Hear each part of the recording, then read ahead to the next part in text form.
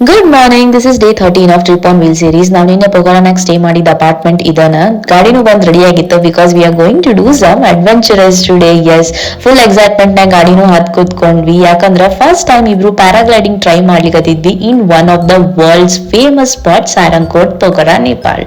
ನಮ್ಮಿಬ್ರಿಗೂ 19,000 charge ಮಾಡಿದ್ರು. One day ಪ್ರಿಯಾರ್ನ book ಮಾಡಿದ್ವಿ and he is my pilot. He is going to fly me today. Yes, I am flying. Experience ಮಾತ್ರ super ಆಗಿತ್ತು. ಲಾಸ್ಟಿಗೆ ಅಕ್ರೋಬಾಟ್ paragliding try ಮಾಡ್ತೀನಿ ಅಂತಂದ. ಅವನ ಅಡಿಷನಲ್ ಕಾಸ್ಟ್ ನಾನು ಮಾಡೇ ಬಿಡಪ್ಪ, ನೋಡೇ ಬಿಡೋಣ ಹೆಂಗಿರುತ್ತ ಅಂದೆ. ಸಖತ್ ಅಡ್ವೆಂಚರಸ್ ಆಗಿತ್ತು. ಒಳ್ಳೆ ಎಕ್ಸ್ಪೀರಿಯನ್ಸ್ ಮುಗಿಸ್ಕೊಂಡು ಒಂದು ಟೆಂಡರ್ ಕೊಕೊನೆಟ್ ತಗೊಂಡೆ bro. This is 250 rupees tender coconut.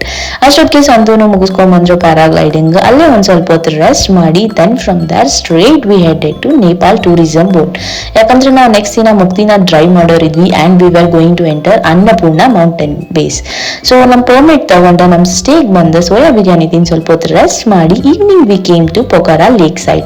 ನಮ್ ಪ್ಲೇಸ್ ಇಂದ ಲೇಕ್ ಸೈಡ್ 10 minutes ವಾಕ್ ಇತ್ತಷ್ಟೇ. ಸೊ ನಾವು ವಾಕ್ ಮಾಡ್ಕೊಂಡು ಬಂದ್ವಿ. ಆ ಜಾಯಿಂಟ್ ವೀಲ್ ನೋಡಿ ನಂಗಂತೂ ಹತ್ಬೇಕು ಅನಿಸ್ತ. ಹತ್ತಿ ಕುತ್ಕೊಂಡ್ ಮ್ಯಾಲಿಂದ ಪೊಕಾರಾ ಲೇಕ್ ವ್ಯೂ ನೋಡಿದೆ ವಿಚ್ ವಾಸ್ ಆಸಮ್. ಅಲ್ಲಿಂದ ಒಂದ್ ಕೆಫೆಗೆ ಬಂದ್ವಿ. ಸೊ ಇಲ್ಲಿ ಸಾಲಕ್ಕೆ ಎಷ್ಟೊಂದು ಕೆಫೇಸ್ ಅವ, ಲೈವ್ ಮ್ಯೂಸಿಕ್ ಇರ್ತದ. ನಮ್ ಈವ್ನಿಂಗ್ ಎಂಜಾಯ್ ಮಾಡ್ಕೊಂಡು ಆನ್ ದ ವೇ ಹೋಗೋಬೇಕಾರ something wanted to get his beard and I wanted to get my threading. Two services they charge 650 rupees. Nepal is too costly. Here we are ending our day 13.